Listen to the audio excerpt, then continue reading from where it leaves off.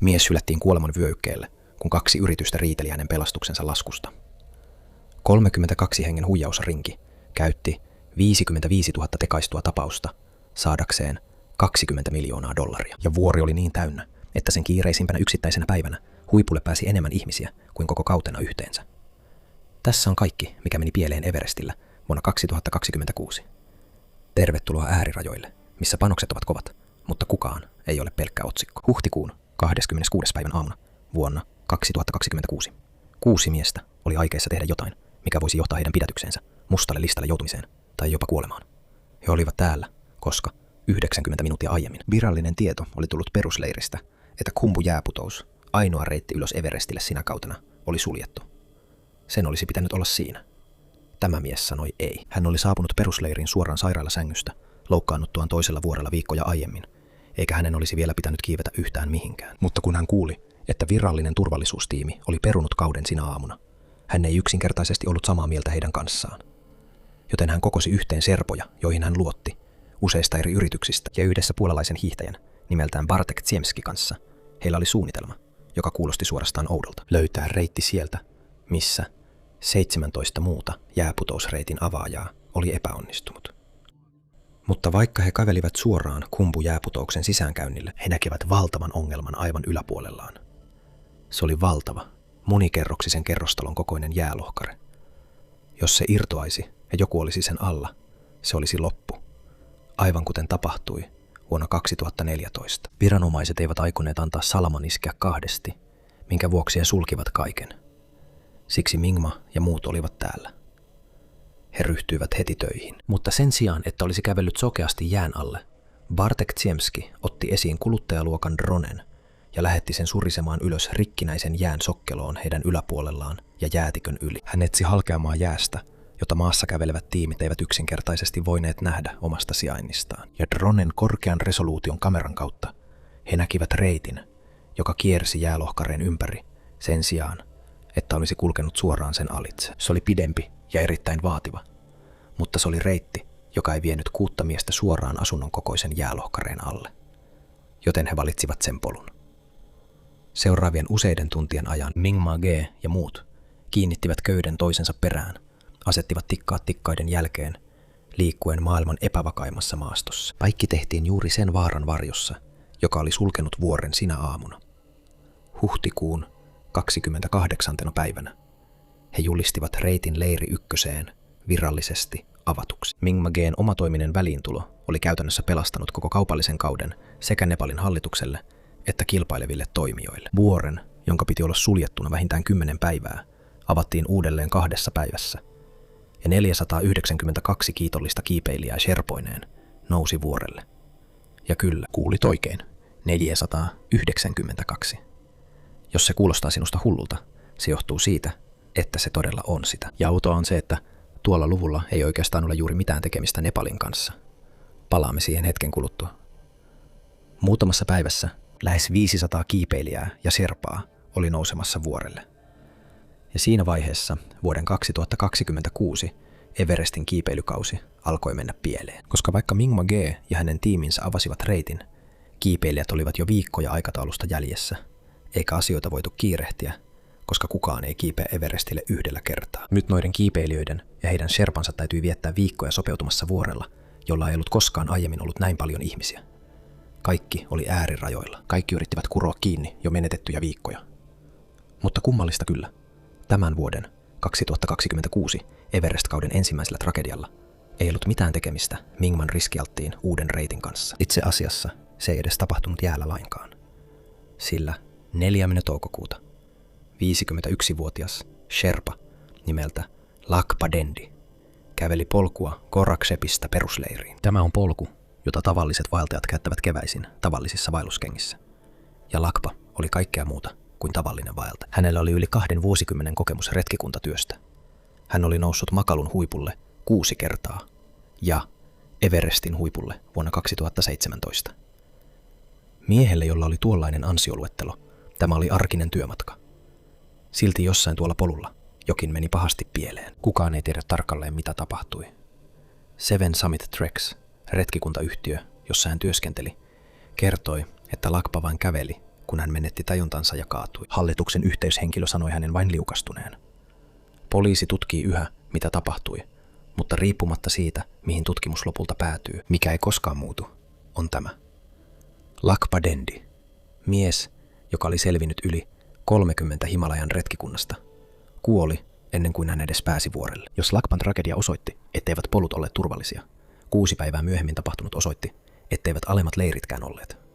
Koska samalla kun Everest oli yhä järkyttynyt, tämä kiipeilijä teki tavanomaisen sopeutumiskierroksen. 10. toukokuuta 2026. Hän oli nousemassa Khumbun jääputouksen läpi saavuttaakseen ykkösleirin ja sitten palaamassa takaisin alas. Hänen nimensä oli B.J. Komire, eikä Everest ollut hänelle uusi. Hän oli jo seissyt Everestin huipulla 3 kertaa, ensimmäisenä Nepalin Dalit-yhteisöstä, joka oli saavuttanut maailman korkeimman kohdan. Nousu sujui täysin suunnitelmien mukaan, mutta kun hän oli saavuttanut ykkösleirin, hänen hengityksensä muuttui erilaiseksi. Hänen rintaansa puristi yhä enemmän minuutti minuutilta. Jokainen hengenveto oli edellistä lyhyempi, aivan kuin joku olisi hitaasti sulkenut venttiiliä ja katkaissut hänen ilmansa. Sitten hän alkoi yskiä vaaleanpunaista, vaahtoavaa nestettä. Hänen keuhkonsa eivät enää saaneet happea. Ne täyttyivät vedellä, ja hänen joukkuetoverinsa tiesivät, että kyse oli korkean paikan keuhkoydeemasta. He laittavat hänet happinaamariin, kutsuivat apua radiolla ja alkoivat tuoda häntä alas. Koska korkean paikan keuhkoydeeman kohdalla ainoa todellinen hoito oli laskeutuminen. Valitettavasti ainoa tie pois vuorelta kulki takaisin Khumbun jääputouksen läpi, huojuvien tikkaiden, kapeiden railojen ja epävakaiden jäätornejen yli. Jokainen varovainen askel täällä vei Biiltä aikaa, jota hänellä ei yksinkertaisesti ollut. Kun hän viimein saapui perusleiriin, hän oli pois. BJ teki juuri sitä, mitä jokaisen Everestin kiipeilijän kuuluu tehdä ennen huipulle yrittämistä. Mutta kaudella 2026 kaiken tekeminen oikein ei ollut tae kotiinpaluusta, ja ensimmäisinä kuolivat ne, jotka tunsivat vuoren parhaiten. Koska heti seuraavana yönä, 11. toukokuuta 2026, tämä 20-vuotias Sherpa, Pura Jalja Sherpa, oli kantamassa kuormaa Lotse-Seinämää ylös kohti kolmosleiriä yöllä. Se on välttämätöntä, näkymätöntä Sherpojen työtä, jota tehdään silloin, kun jää on jäätynyt kovaksi ja kiipeäminen on turvallisinta. Kuten kaikki muutkin reitillä, hän liuutti turvaklipsiään kiinteää köyttä pitkin ylöspäin. Köysi oli pultattu vuoreen muutaman 10 jalan välein, ja se aiheuttaa pelottavan mekaanisen ongelman. Metalliklipsi ei voi liukua pulttien ohi, joten kun kiipeilijä saavuttaa sellaisen, heidän täytyy irrottaa klipsi köydestä, siirtää se ankkurin ohi ja kiinnittää se takaisin. Se on rutiiniliike, mutta se tarkoittaa, että jokaisen siirron aikana muutaman sekunnin ajan mikään ei yhdistä heitä vuoreen. Noin kello 23.00 11. toukokuuta 2026 Pura saavutti yhden näistä ankkuripisteistä ja kantaen raskasta taakkaa selässään hän irrotti klipsin kuten aina. Mutta juuri silloin vuori petti ja hänen käyttämänsä jääraudat menettivät otteensa. Kun mikään ei enää pysäyttänyt häntä, hänen tiimitoverinsa näkivät, kuinka hän putosi lähes 400 metriä alas Everestin rinnettä. Kun he pääsivät hänen luokseen, Purva, yksi Everestin historian suurimmista sherpoista olleen miehen pojanpoika, oli poissa. Se on 3 miestä 8 päivän aikana, eikä yksikään heistä ollut maksava asiakas. Niin traagisia kuin nuo kuolemat olivatkin, kauden suurin ongelma ei ollut vielä edes saapunut, sillä koko tämän ajan itse Everest kieltäytyi yhteistyöstä. Kevään Nepalissa pitäisi olla kuiva. Pelymyrskyt, nouseva kuumuus ja satunnainen iltapäivän ukkoskuuro olivat tähän aikaan vuodesta normaali sääilmiö, ja kaikki vaellusoppaista maanviljelijöihin suunnittelivat toimintansa sen mukaan. Mutta vuonna 2026 Kathmandussa satoi ja ukkosti lähes joka päivä sinä keväänä, kuukausi toisensa jälkeen sellaista säätä, jota kukaan ei ollut osannut odottaa. Toukokuun loppuun mennessä pääkaupungissa oli jo kirjattu lähes 3-kertainen määrä sadetta normaaliin verrattuna. Oli kuin sää ei olisi osannut päättää, mitä se halusi tehdä. Ja kiipeilijöille Everestin perusleirissä tämä oli todella huono uutinen, koska kukaan ei nouse Everestin huipulle silloin kun itse haluaa. Joka kevät piti olla lyhyt jakso päiviä, jolloin hirmumyrskyn voimainen tuulivirta, joka normaalisti lepää aivan huipun päällä, siirtyy hetkeksi pois. Tuota lyhyttä jaksoa kutsutaan sääikkunaksi, ja jokainen kevätretkikunta viimeisen 40 vuoden aikana on suunniteltu kiipeämään juuri tuona aikana. Mutta toukokuu 2026 oli erilainen. Tuuli pysyi yksinkertaisesti huipun yllä, eikä osoittanut merkkejä laantumisesta. Samalla kun lähes 500 kiipeilijää ja heidän serpaansa odottivat kuluttaen rahaa, happea ja kärsivällisyyttään. Onneksi sää vihdoin muuttui toukokuun 3. viikolla. Lähes jokainen kiipeilijä vuorella viikkojen odottamisen jälkeen ryntäsi ylös samaan aikaan. Nyt tai ei koskaan, ja tuossa villissä, kaoottisessa rynnistyksessä jokin oli väistämättä murtumassa. Ja 20. toukokuuta 2026 jokin todella murtui, sillä sinä aamuna 274 ihmistä saavutti Mount Everestin huipun. Mieti sitä hetki. 274 ihmistä. Suurimman osan Everestin kiipeilyhistorian aikana näin moni ei päässyt huipulle koko kiipeilykauden aikana. Vanha ennätys oli 223, joka tehtiin vuonna 2019. Kyllä, juuri sinä vuonna, kun koko maailma näki sen valokuvan. Sen, joka päätyi iltauutisiin jokaisella mantereella ja sai ihmiset, jotka eivät olleet koskaan edes käyneet vuorilla, kysymään, mitä Everestistä oli oikein tullut. Sen kauden piti olla se hetki, jolloin kiipeilylupiin asetettiin rajoitus. Näin ei selvästikään käynyt. Itse asiassa jo seuraavana päivänä huipulle nousi vielä 154 kiipeilijää. Se tarkoittaa, että 400 ihmistä seisoi maailman huipulla 48 tunnin sisällä. Jos olet matkailuviranomainen Katmandussa, nuo luvut ovat, kullan arvoisia. Ennätysmäärä huiputuksia tarkoittaa ennätyksellisiä tuloja. Koko kausi on ollut kaupallinen menestys. Siitä lähtien, kun Kiina sulki yllättäen Tiibetin puolen, ja Nepal pystyi myymään 492 lupaa huikeaan $15,000 hintaan kiipeilijää kohden. Mutta huiputusten määrä kertoo vain, ketkä pääsivät ylös, eikä mitään siitä, ketkä pääsevät alas. Ja alas tuleminen on se, missä Everest tekee tuhojaan. Silloin kiipeilijät ovat uupuneita, mutta myös tuntevat onnistuneensa. Liian itsevarmoja, kun he kävelevät viimeistä huipulle johtavaa osuutta, joka on veitsen terävä harjan, paikka, joka on juuri yhden ihmisen levyinen. Tämä tarkoittaa, että 20. toukokuuta maailman korkeimmalla paikalla oli ruuhka. Kiipeilijöiden piti seistä täysin liikkumatta kuoleman vyöhykkeellä jopa 3 tuntia. Jonkin oli pakko mennä pieleen, ja yhdelle kiipeilijälle, joka liikkui tuon väkijoukon läpi, niin kävi. Hänen nimensä oli Sundeep Aare, ja hän oli teknologia-alan ammattilainen Phoenixistä, Arizonasta. Hän oli vaeltanut Grand Canyonin reunalta reunalle useita kertoja ja kiivennyt Kilimanjarolle vuonna 2024. Hän oli jopa vaeltanut Everestin perusleiriin edellisenä vuonna, juuri totuttaakseen kehonsa näihin oloihin. Hänen oma retkikuntayhtiönsä, Boots and Crampons, kutsui häntä ryhmänsä yhdeksi vahvimmista kiipeilijöistä. Ja noin kello 11.00 aamulla 20. toukokuuta kaikki tuo työ palkittiin. Sundeep seisoi viimein Mount Everestin huipulla. Kaikki ne valmisteluvuodet, viikot tuulessa odottamista, tunnit siinä armottomassa jonossa vihdoin palkittiin. Seistessään maailman huipulla hän teki sen, mitä oli aina halunnut tehdä. Hän otti lippunsa esiin, valmistautui valokuviin ja otti suojalasinsa pois. Merenpinnan tasolla se ei ole mitään. 8849 metrin korkeudessa. Se on kohtalokasta. Siellä ylhäällä ilmakehä on niin ohut, ettei se suodata juuri lainkaan auringon ultraviolettisäteilyä, joten kaikki nuo UV-säteet heijastuivat suoraan sokaisevan valkoisesta lumesta hänen suojaamattomiin silmiinsä. Sundeep otti valokuvansa, hän laittoi suojalasit takaisin päähänsä ja alkoi laskeutua, tuntien olonsa hyväksi. Vahinko oli kuitenkin jo tapahtunut, eikä hän voinut tietää sitä. Tummin tai 2 kuluttua laskeutumisesta hänen silmänsä alkoivat kirvellä, sitten polttaa. Sitten maailma muuttui valkoiseksi ja lopulta pimeäksi. Jossain 4. leirin yläpuolella, noin 8200 metrin korkeudessa, Sundeep, yksi ryhmänsä vahvimmista kiipeilijöistä, ei enää pystynyt avaamaan silmiään ilman kipua, joka sai koko kehon vetäytymään. Hän oli sokea, kuoleman vyöhykkeellä, paikallaan seisten. Ja tiedät jo, mitä paikallaan seisominen siellä ylhäällä maksaa. Mitä kauemmin hän oli loukussa sillä korkeudella, sitä enemmän hänen kehonsa hajosi, kunnes altistuminen laukaisi vielä pahemman, korkean paikan aivoödeeman. Nestettä kertyi hänen aivoihinsa, turvottaen niitä kalloa vasten. Mies oli nyt samaan aikaan sokea ja kuolemassa.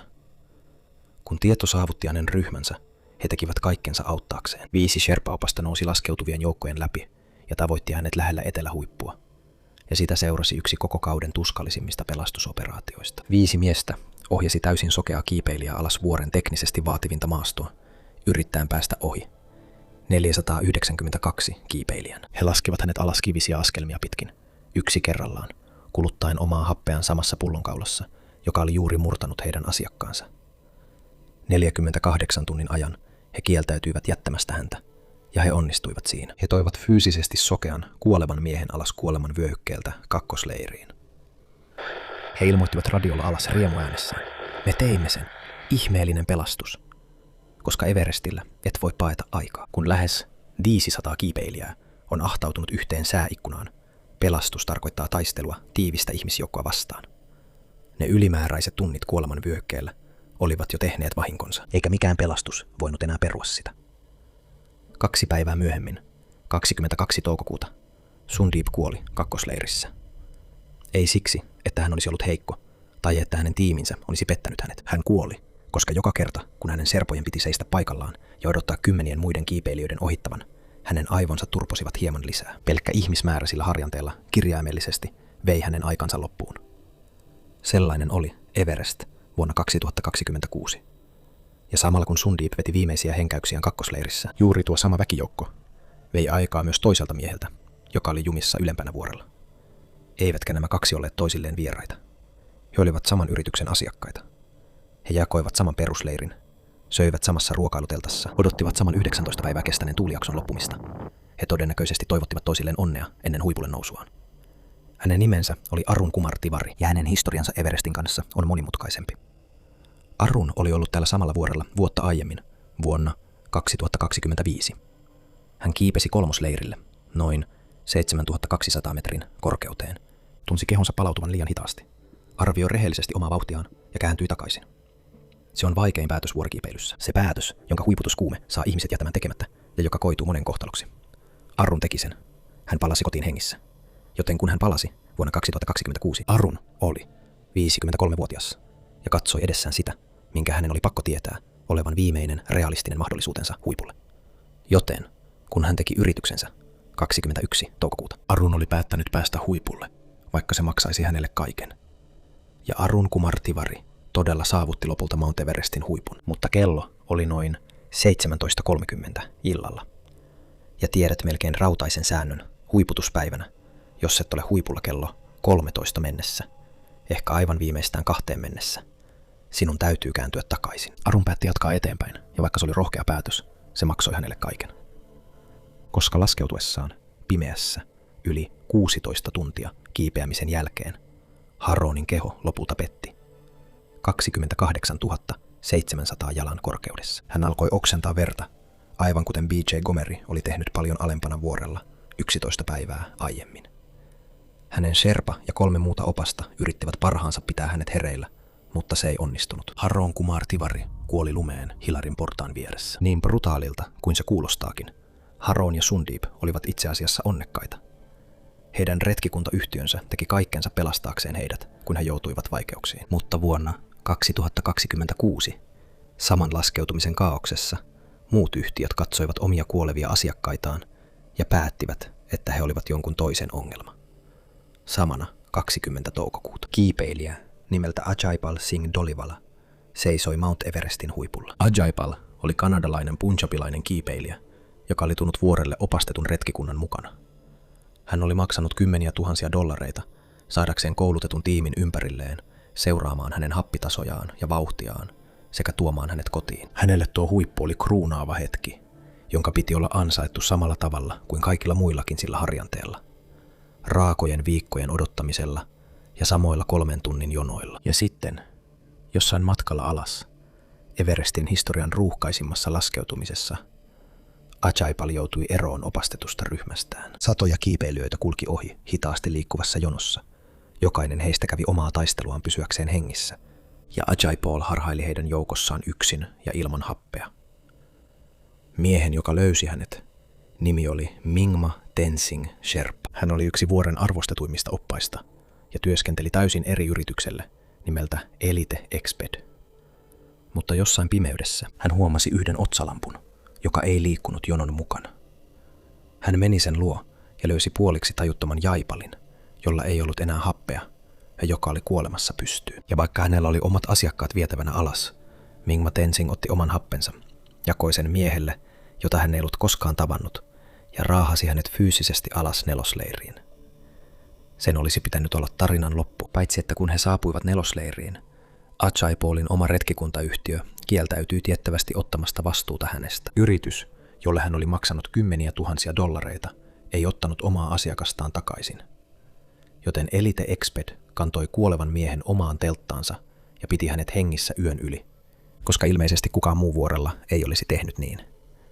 Eikä hän ollut ainoa uhri, jonka kohdalla yritys katsoi vastuullaan olevaa ihmistä ja päätti, että hän oli jonkun toisen ongelma. Koska vuoden 2026 kauden synkin moraalinen epäonnistuminen tapahtui miehelle, joka työskenteli vuoren talouskoneiston aivan alimmalla tasolla, miehelle, jota ei alun perinkään palkattu astumaan kuoleman vyöhykkeelle.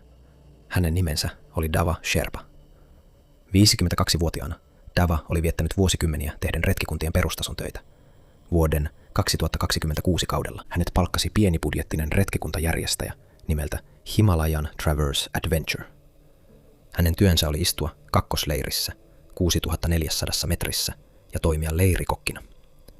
Sitten, aivan toukokuun lopussa, kaikki muuttui. Yksi yrityksen vakituisista korkean paikan oppaista sairastui perusleirissä.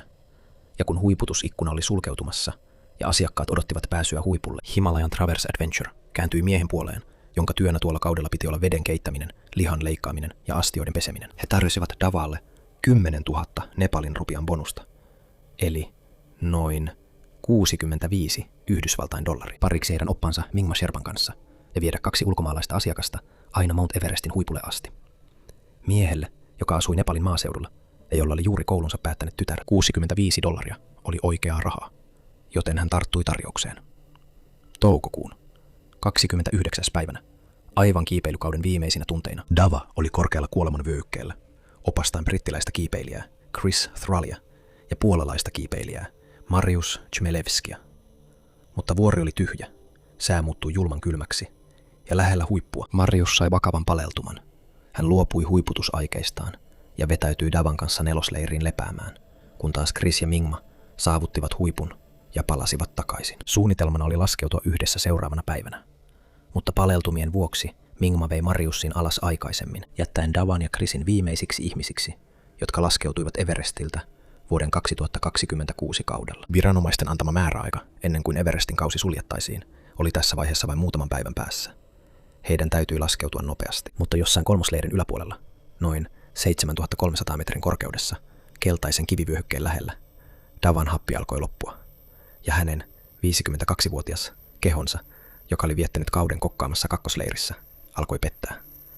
Hän hidastui, sitten pysähtyi. Hän istui kivelle satavan lumen keskellä ja sanoi Chrisille, asiakkaalle, joka laskeutui hänen kanssaan, että hän voi hyvin ja tarvitsee vain hetken, että heidän pitäisi jatkaa ja hän seuraisi perässä. Nyt Chrisilläkin alkoi happi olla vähissä. Tilannetta pahensi se, että Marius oli vain runsaan 100 metrin päässä siitä, mihin Dava pysähtyi. Hän tuskin pystyi käyttämään paleltuneita käsiään ja tarvitsi fyysistä apua voidakseen jatkaa laskeutumista. Kyse oli yksinkertaisesti selviytymisestä, ja Chrisin mukaan jopa Dava kehotti häntä jatkamaan alas. Niin he tekivät. He jättivät Davan istumaan lumeen. 7300 metrin korkeudessa valkoisessa lumimyrskyssä, tyhjällä vuorella, ja jatkoivat alas. Jossain vaiheessa heidän katoamisensa jälkeen Dava menetti tajuntansa, ja kun hän avasi silmänsä uudelleen, kaikki olivat poissa. Chris, Marius, Mingma, kaikki. Hänen ympärillään olleet köydet katosivat tuoreen lumen alle. Jokainen hänen alapuolellaan ollut leiri oli purettu ja lennätetty pois. Hän oli täysin yksin autiolla vuorella. Kun Chris ja Marius saapuivat perusleiriin 38 tuntia myöhemmin, he ilmoittivat Davan kadonneeksi, ja se mitä tapahtui seuraavaksi paljasti, kuinka rikki Everest oli vuonna 2026. Jotta ymmärtäisit miksi, sinun täytyy tietää hiljaisesta, pienestä kustannussäästötempusta Everestin bisneksessä, jota kutsutaan lupien jakamiseksi. Himalayan Traverse Adventure, edullinen varustaja, jonka palveluksessa Dava oikeasti oli, ei omistanut omaa retkikuntalupaansa. Säästääkseen rahaa, heidän kiipeilijänsä rekisteröitiin laillisesti täysin eri, paljon suuremman yrityksen, nimeltään 8K Expeditions luvan alle. Paperilla Dava kuului 8K:lle. Todellisuudessa hän työskenteli Himalayan Traverselle, joten kun Dava katosi, alkoi käsittämätön pattitilanne. Korkean korkeuden helikopterietsintä maksaa kymmeniä tuhansia dollareita, eikä kumpikaan yritys ollut valmis maksamaan sitä. Päivien ajan, kun Dava oli jäätymässä kuoleman vyöhykkeellä, 2 yritystä kävi lamaannuttavaa kiistaa siitä, kuka oli laillisesti ja taloudellisesti vastuussa. Katmandussa Davan vaimo, Damu ja heidän tyttärensä saivat virallisesti kuulla, että hän oli kuollut. Hänen perheensä oli jo aloittanut perinteiset buddhalaiset hautajaisriitit. Sillä välin Dava eli painajaisessa, joka uhmaa ihmiskehon biologiaa. Yksin, yli 7000 metrin korkeudessa, ilman ruokaa, vettä tai happea, hän alkoi raahautua alas vuorelta. Hän selvisi seuraavista päivistä pureskelemalla kovaa jäätikköjäätä saadakseen nestettä ja syömällä taskuistaan löytämiään karkkeja. Kun hän viimein pääsi alemmille leireille, kiipeilykausi oli jo niin täysin ohi, että jääputouksen reittityöntekijät olivat melkein saaneet purettua tikkaat ja köydet kumpujääputouksen läpi. Kun hän kamppaili sulavan jäätikön läpi, Dava liukastui ja putosi suoraan syvään jäiseen railoon. Hän pysyi loukussa siinä jäisessä haudassa 2 kokonaista päivää, odottaen kuolemaa.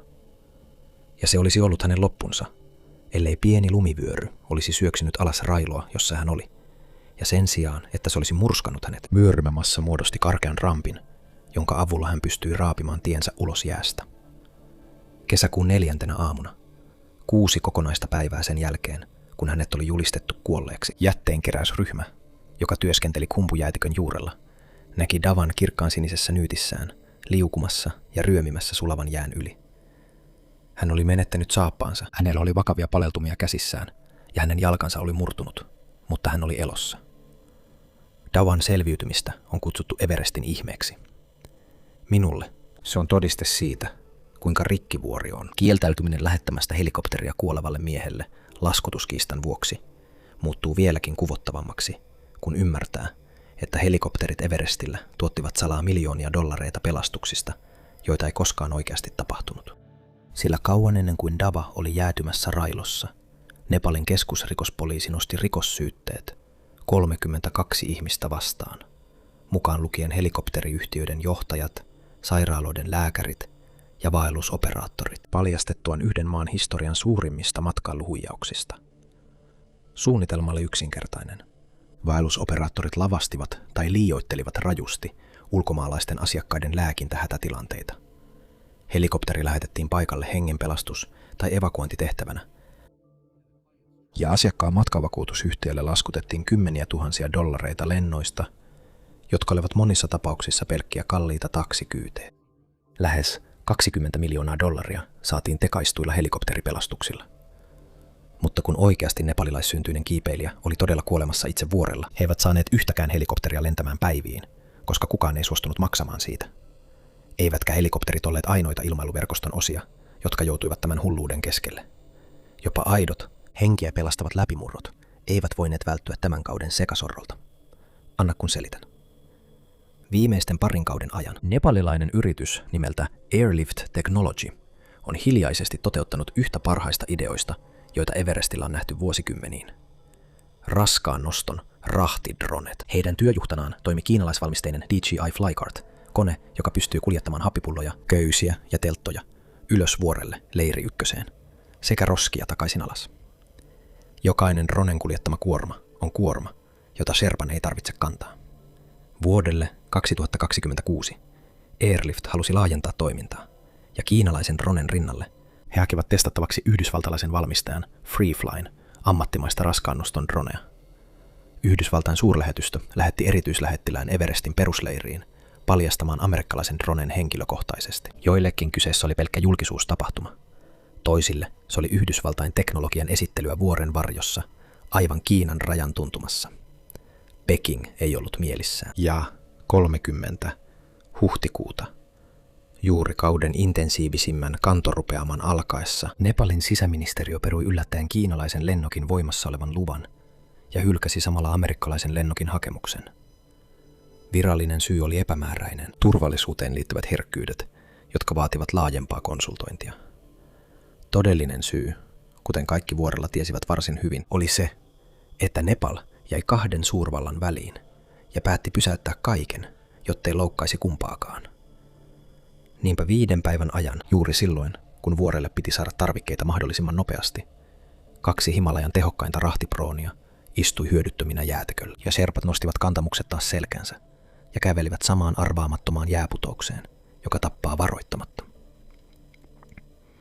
Ehkä mikä teki tästä kaudesta vielä oudomman oli se, että kun operaattoreilta nousi tarpeeksi suuri vastalause, ministeriö perui hiljaa päätöksensä ja dronet lensivät jälleen. 9. toukokuuta, ilman anteeksi pyyntöä, tai selitystä. Se oli vain 5 päivää tarpeetonta ihmishenkiä vaarantavaa geopoliittista draamaa. Onneksi se ei vaatinut uhreja, mutta dronet osoittivat, kuinka vähän järjestelmä arvosti serpojen turvallisuutta.